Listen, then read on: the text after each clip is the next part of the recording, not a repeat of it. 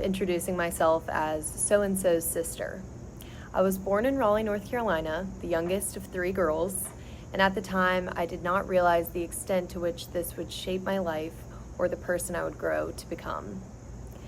As the youngest, I was always trying to catch up to my sisters. The oldest was the MVP of every sports team, the middle starred in all the school plays, and yet I had not one athletic or artistic bone in my body. I wanted to find where I fit in, or better yet, how I could stand out. I think this is why from a very young age I discovered that I wanted to pursue a career in healthcare.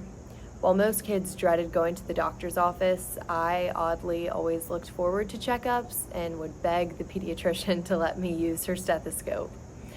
I leaned into this dream of mine wholeheartedly and dove into my academics, and I'm now studying to be a PA at UNC.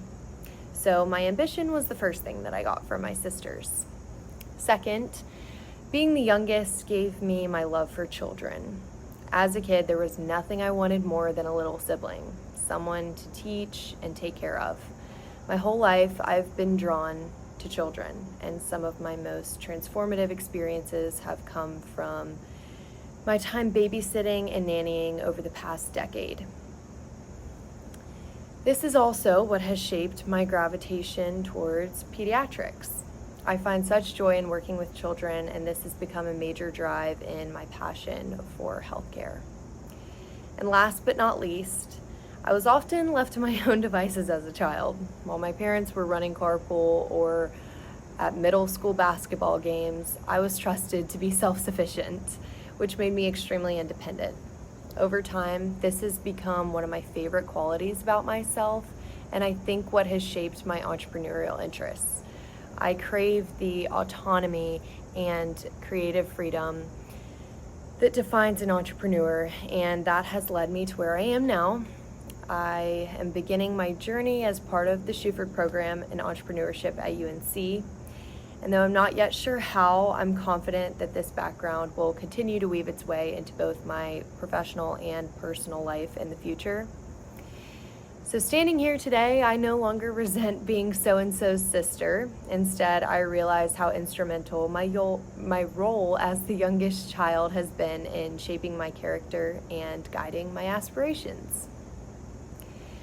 After college, I plan to move to a big city, either New York or DC, and continue working in either a hospital or medical practice as a medical assistant or scribe or CNA to accumulate more clinical hours as I prepare to apply to PA school. Most PA schools suggest that you have at least 1,000 clinical hours. And so then I plan to apply to physician assistant school, preferably somewhere warmer, which would take over the next 2 or 3 years of my life before I begin working. And then as a professional, I wish to specialize in pediatrics and work in a doctor's office or work on the NICU floor at a hospital. If my plan A did not work after a year, and there's a very good chance that it will not because PA school is so competitive, I would reapply to PA school the following year. Only when it had been like 2 or 3 years with no luck, I would reevaluate.